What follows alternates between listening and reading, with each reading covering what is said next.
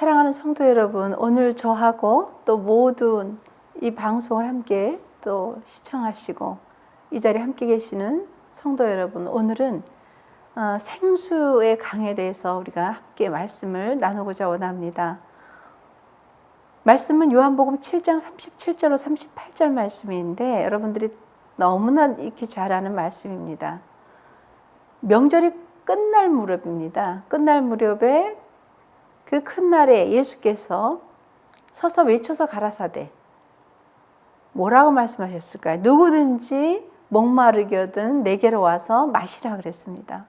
누구든지 목마르거든 내게로 와서 마시라. 여기까지만 보면은 육신적인 갈증이라고 생각할 수도 있으실 거예요.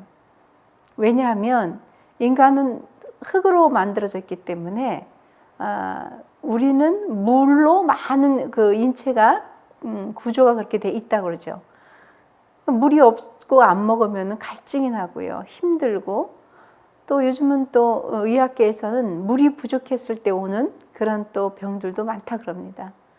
하나님이 만드신 원칙대로 하나님이 창조하신 그 그릇대로 우리는 사용되어져 가야 되고 그렇게 순종할 때 우리 또한 육체와 또 영혼이 건강하게 된다는 말씀을 오늘 그렇게 우리에게 하시는 것이지요. 우리는 육신을 가지고 있기 때문에 육신에 필요한 것들이 요구되죠. 마시는 것도 그렇고 먹는 것도 그렇고 자는 것도 그렇고 이런 모든 것들이 꼭 우리가 살아가면서 필요한 그러한 일들입니다. 근데 누구든지 목마르거든 내게서 와서 마시라.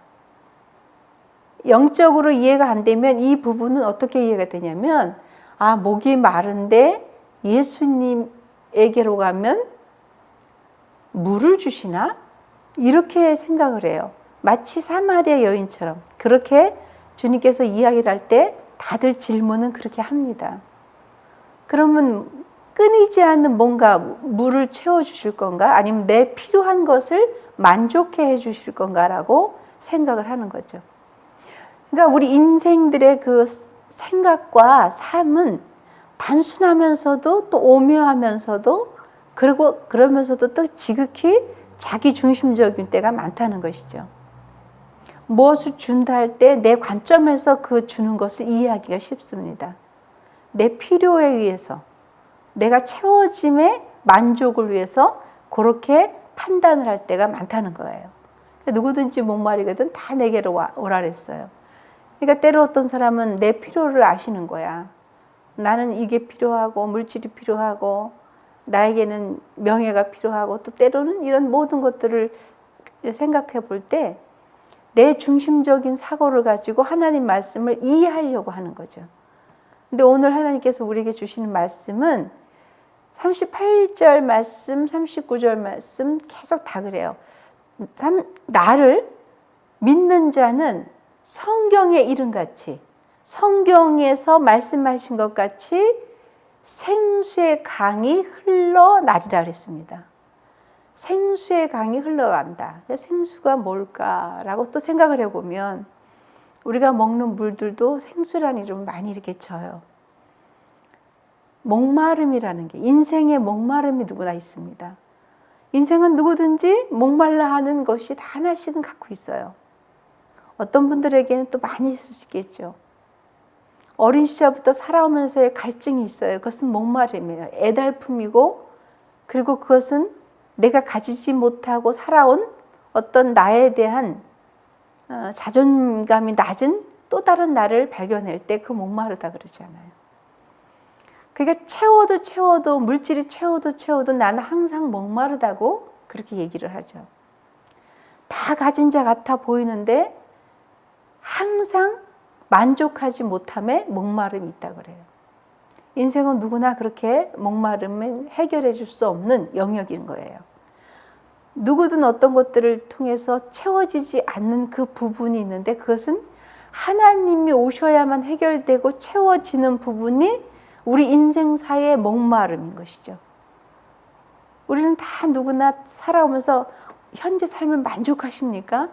라고 물을 때에 대체적으로 만족한 것 같습니다 라고 얘기하는데 시간이 지나고 해가 바뀌면 또 가서 물어보면 만족하십니까? 인생 사는 것? 글쎄 뭐 요즘 사는 게 딱 만족하다기보다 세상이 하수선하니 나의 만족은 내면에서 찾는 게 아니라 이제 외부에서 찾아들이기 시작하는 거죠. 여러분들 어머님들이 아이들이 다 자라서 동창회를 가면은 가기 싫은 부류가 있대요.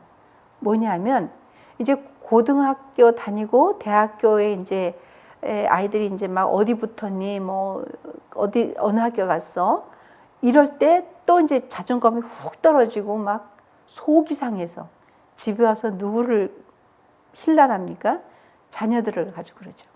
너는 똑같은 밥을 먹고 똑같이 키웠는데 누구는 무슨 대학교 갔는데 너는 여기밖에 못 갔느냐고. 또 거기서부터 만족이 없고 그것 때문에 또 목마르다 그래요. 여러분 인생의 목마름이 해결될 수 있을까요? 인간 스스로 될 수 없다고 생각합니다. 그렇게 많아요. 처음엔 내 문제인 것 같아서 목마르겠다는 겸손함도 있습니다. 그런데 그 사람도 바뀌고 본질도 바뀌어서 살다 보면 또 어떻게 바뀌냐면 아이 때문에 목마르다 그래요. 아이 문제만 없으면 내 삶에 아무 문제도 없다. 남편 문제만 해결되면 내 삶에 아무 문제도 없다. 근데 인생이 어디 그렇습니까? 살다 보면은 다 우리에게는 숙제가 있고 그래서 하나님이 필요하고 예수 그리스도의 구원자가 우리의 삶 가운데 친밀하게 함께 해야만 되는 그 이유가 분명히 있는 거예요. 그건 하나님의 의도인 것입니다. 천지 창조 때부터 하나님의 의도는 하나님 없는 인생과 하나님과 함께하는 인생의 그 차이가 목마름과 해갈이에요. 근데 우리는 외부서부터 그걸 찾으려고 그러죠. 왜 우리는 인생은 목마를까요? 물이 왜 필요할까요? 물은 인간의 육신이 원하는 물이고 하나님이 함께 하셔서 성령께서 하시는 성령의 놀라운 은혜를 우리는 그것도 생수라고 합니다. 여러분 구약에서도 보면은요 물이 필요해서 이사야 12장 3절 말씀 보면은요 어떤 말씀이냐면 그러므로 너희가 기쁨으로 구원의 우물들에서 물을 기르리다 이렇게 얘기를 했습니다. 제사장들이 그 물이 필요했던 거예요 제단에. 근데 기쁨의 물이라 그랬습니다. 왜냐하면 물이 없으면 될 수가 없기 때문에. 모세도 광야에서 수많은 사람들이 하나님께 훈련을 받고 빠른 길로 갈 수도 있는 길들을 그 근성을 없애고 남의 탓을 없애기 위해서 하나님께서는 훈련을 시키신 겁니다. 목마름이 있지요. 광야에서의 목마름은 우리가 상상할 수 없을 것입니다. 그런데 그 광야에서 목마름 속에서 하나님은 미션도 주셨지만 해결책도 주신 거예요. 하나님을 의지하라는 거예요. 하나님이시면 해갈이 된다는 겁니다. 그런데 거기서 훈련받고 살아난 사람은 불과 낳은 아이하고 모세도 못 들어갔습니다. 왜냐하면 모세는 혈기를 냈어요. 백성들이 저렇게 물을 달라고 하는데 하나님께 막 기도했어요. 하나님이 반석을 명하면 물이 나올 거라 그랬습니다. 근데 모세는 이미 너무 화가 났어요.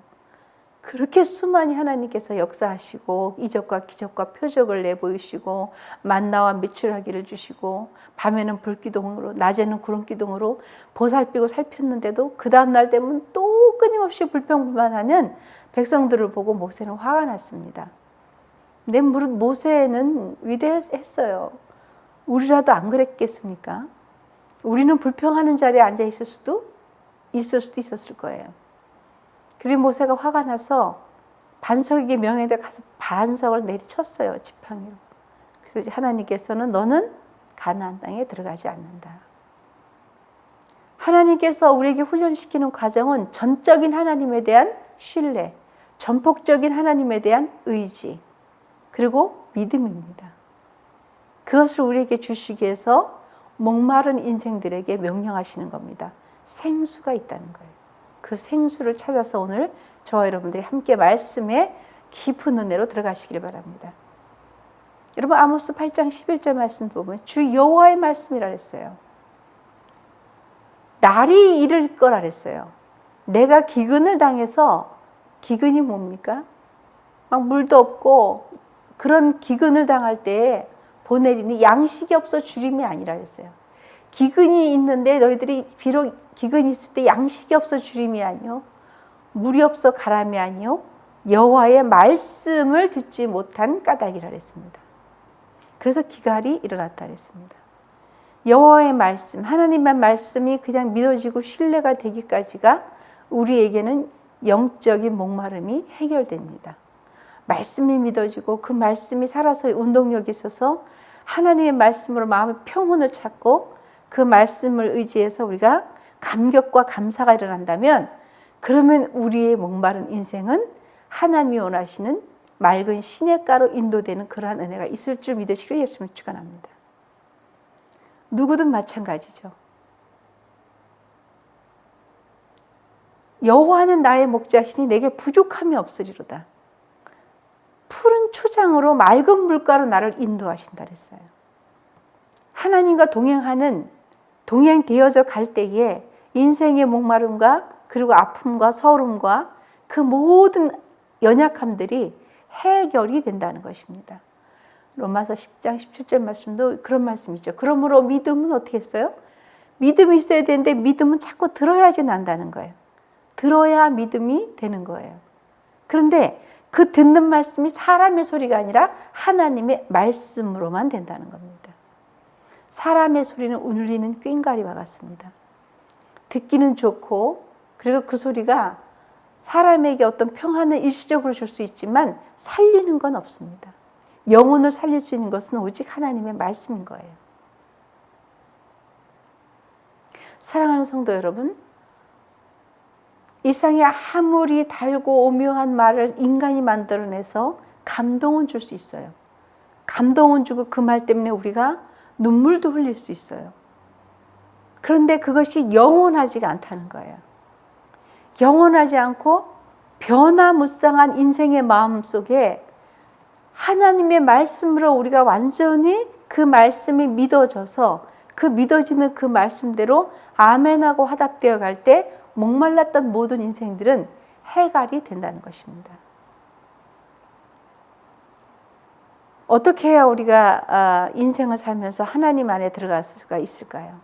요한복음 6장 53절 말씀에 여러분 잘 아시는 말씀입니다. 예수께서 이르셨습니다. 내가 진실로 진실로. 여러분 성경 보다 보면 예수님이 진실로 진실로라는 말을 2번씩 강조하실 때가 있어요. 그 말씀 뭐냐면 정말이다. 이거 정말이다 이거예요. 그러니까 진실로 진실로라는 말씀을 강조하실 때가 간간히 있으시잖아요. 그러니까 믿으라는 겁니다. 정말 믿어라. 제발 믿어라. 진실로 진실로 너희에게 이르노니 인자의 살을 먹지 아니하고 인자의 피를 마시지 아니하면 너희 속에 생명이 없느니라. 우리 이 땅에 살면서 생명이 있다고 그래요. 있습니다. 우리는 죽어야 생명이 끝없다래요. 맞습니다. 그런데 하나님에게로 관점을 가지고 가면 맞지만 다 맞는 말은 아닌 거예요. 왜냐하면 생명은 하나님 손에 있기 때문에. 영원하냐 영원하지 않냐는 거예요. 영원한 생명으로 가는 것은 오직 하나님 안에 있는 거예요. 우리는 이 땅에 살면서도 두 종류의 사람이 있습니다. 목마른 인생과 생수를 가지고 사는 인생. 또 이 땅에 누구나 죽음이라는 것과는 우리가 맞짱을 떠서 될 문제도 아니고요. 이것은 내가 노력해서 되는 것도 아니고요. 어떠한 과학의 힘을 빌려서 될 수 없는 것이 죽음입니다. 그것은 하나님이 정한 이치이기 때문에 그렇습니다. 그런데 이 죽음은 하나님께로부터 가는 것이고 또 반대되는 하나님이 없는 곳에 죽음이 있다는 것입니다. 끝이 아닌 거예요. 목마른 인생들이 말하는 그래 이렇게 그냥 살다가 힘들고 어렵게 살지만 이렇게 살다가 그냥 죽으면 되지 뭐. 그냥 있는 대로 살다가 목숨 갈 때 가면 되지 뭐. 그렇다면 하나님은 이 땅에 우리를 만드실 이유가 없었을 겁니다. 우리에게는 영이라는 것을 부여해 주셨습니다. 동물에게는 영이 없죠. 자, 우리에게는 영을 주셨기 때문에 우리의 영은 이 땅에서 주는 물을 가지고 연장해서 살 수는 있습니다. 또 필요합니다, 물이. 그러나 우리의 영혼은 예수 그리스도께서 이 땅에 죽으심으로 부활 승천하시고 성령을 선물로 주시는 그 성령이 저와 여러분들에게 들어와야만 되는, 그래야만 해결되는 영원한 생수인 것입니다. 예레미야 17장 13절 말씀도 이스라엘에게 소망이신 여호와께서 무릇 주를 버리는 자는 다 수치를 당할 것이라 했습니다. 무릇 여호와를 떠나는 자는 흙에 기록된다 그랬어요. 여호와를 떠는 자는 흙에 기록되어 있다 그랬죠. 이는 생수의 근원이신 여호와를 버렸기 때문에 그렇다는 것입니다. 그러니 생수의 근원이신 여러분 하나님을 잘 믿으시길 바랍니다. 인생에 살면서 답이 어디 있겠습니까? 어떤 철학자가 무슨 얘기를 해도 거기에는 살아가면서 유익이 있겠지만 죽음과 삶의 답은 어디 있겠습니까? 여러분, 죽음과 삶의 답은 하나님께로부터 내려오는 것입니다. 그 죽음을 쥐고 계시는 분, 삶을 쥐고 계시는 분은 하나님이시기 때문에 그렇습니다.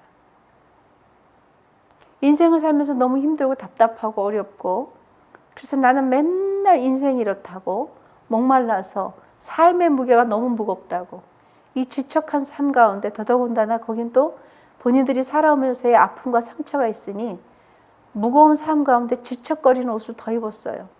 그러고 나니까 더 힘듭니다, 인생 사는 게.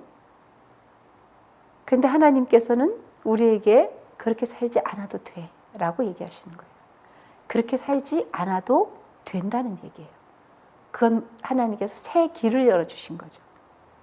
힘들고 어렵지, 그런데 이제는 거기서 멈춰라고 얘기해 주시는 거예요. 그리고 눈을 들어 나를 보라는 거예요. 누구를 보라는 거예요? 하나님을 바라보는 거예요. 하나님을 바라볼 때 거기는 문제가 해결될 수 있는 열쇠가 있습니다. 요한복음 4장 10절이 그렇죠. 예수께서 대답하여 이르시되 내가 만일 하나님의 선물과 또 내가 내게 물을 주라 달라 하시니가 누구인 줄 알았다면 내가 그에게 구하였을 거라 했습니다. 왜 구했을 거냐? 그가 생수를 내게 주기 때문에. 예수 그리스도께서 영원한 생수, 영원한 생명, 그것을 우리에게 주신다는 얘기입니다. 우리는 그래서 회개가 따라야 돼요. 회개는 무엇이 회개일까요? 영원하신 그분을 만나려고 하지 않았고 거부했던 것에 대한 회개. 또 믿지만 성령 충만함에 들어가는 것이 아니라 인생의 무게만큼 따라가려고 했던 그 어리석음. 이것을 통해서 우리는 회개가 일어나야 되는 것이에요. 반드시 성령 충만함을 받기 위해서는 회개가 따라야 되는 거예요. 마태복음 3장 11절 말씀도 그렇잖아요. 나는 너희가 회개하기 위하여 물로 세례를 베풀거니와 내 뒤에 오시는 분은 예수 그리스도를 말하는 거죠. 능력이 많으시니 나는 그의 신을 들기도 감당하지 못하겠다 그랬습니다. 왜냐하면 그분 예수 그리스도는 성령과 불로 너희에게 세례를 베푸실 분이기 때문에 그렇다는 거예요.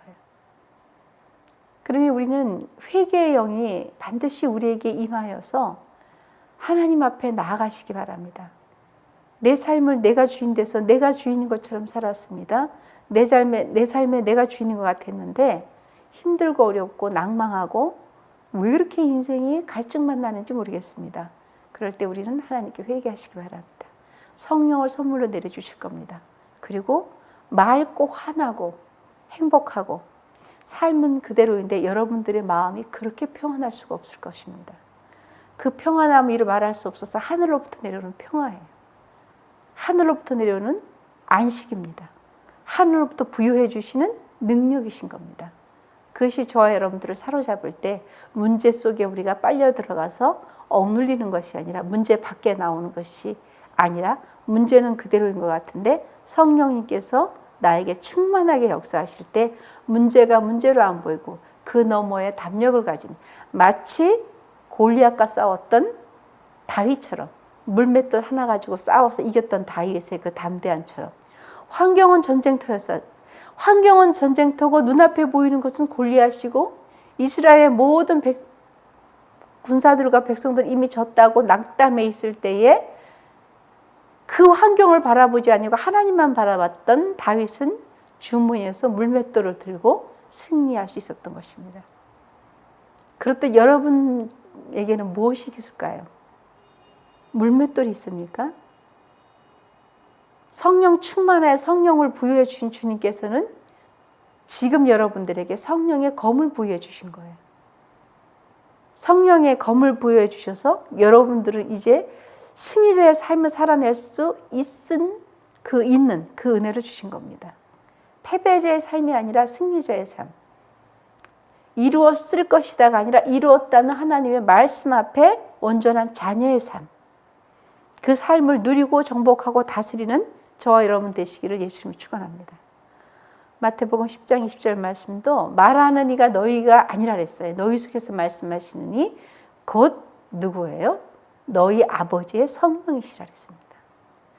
그러니 그 날과 그 시는 아무런 몰라요. 그리고 너희가 무슨 말할지도 몰라요. 그러나 너희 안에 있는 성령님께서 친히 말씀을 해 주신다는 것입니다. 지혜를 허락해 주시는 거예요.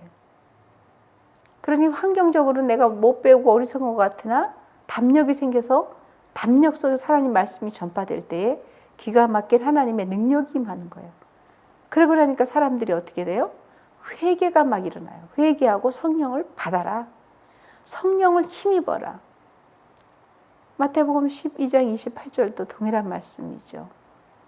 그러나 내가 너 하나님의 성령을 힘입어 귀신을 쫓아내는 것이면 하나님의 나라가 이미 너에게 임했다 그랬어요. 사람들이 막 그냥 예수님께서 귀신을 쫓아내니까 막 저거는 막 귀신의 힘에 입어서 저렇게 할 거야. 사람의 그 악함의 속성은 믿으려고 안 하는 거예요. 인생의 악함의 속성은요, 무거운 짐을 지고 가고 인생에 어떤 그 무게가 있을지언정 하나님을 믿는 거에 그렇게 힘들어요. 그러니까 어떻게 해요? 심지어는 하나님의 이신 예수님의 그 모든 행함도 부정하려고 하는 거예요. 부정하려고 하니까 막 얘기하는 거예요. 막 귀신의 힘을 입어서 막 쫓아내는 거라고. 그렇지 않다는 겁니다. 그래서 마태복음 12장 32절에 예수님께서 분명하게 말씀하셨어요. 그 부분에 대해서. 또 누구든지 말로 인자를 거역하면 예수님을 거역하면 사심을 얻는다 그랬습니다. 그러나 누구든지 요 새치혀로 성령님이 하시는 사역과 성령님이 하시는 은혜와 성령께서 역사하시고 행하시는 모든 일을 거역하면 이 세상과 오는 세상에서도 사하심을 결단코 얻지 못하리라 이렇게 말씀하셨습니다. 여러분 이 말씀은 굉장히 두렵고 떨리는 마음으로 받으시기 바랍니다. 예수님을 거역하거나 때로는 뭐 하나님을 뭐라고 저주해도 철저한 회개가 있으면 회개가 일어나요. 근데 그렇지 않을 때는 성령을 회방할 때는 내세도 죄사함을 받지 못한다 그랬습니다. 이렇듯 성령의 생수의 능력은 엄청난 위력을 갖고 있습니다. 그리고 거기에 대한 권능과 부여진 능력은 어마어마한 힘이 있는 것입니다. 말씀에 그렇게 생수의 강이 흐르니 각 사람에게 있으라고 했습니다. 그렇기 때문에 너희는 가서 모든 족속을 모든 민족을 제자로 삼으라 그랬어요. 하나님과 아버지와 성령의 이름으로 세례를 베푸라 그랬습니다. 너희가 악할지라도 좋은 것을 자신에게 줄 줄 알거든 하물며 하늘의 아버지가 구하는 자에게 좋은 것을 주시지 않겠느냐. 성령을 주시지 않겠느냐고 얘기하신 거예요. 내가 아버지께로 보낼 것은 보혜사 곧 아버지께서 나오시는 진리라 그랬습니다. 성령이 오실 때에 그분이 나를 증거하신다 그랬습니다. 그러니 여러분들을 증거해 주시고 여러분들을 인정해 주시는 분 성령이십니다. 그의 생수의 강이 날마다 여러분들에게 흐르시길 예수님을 축원합니다.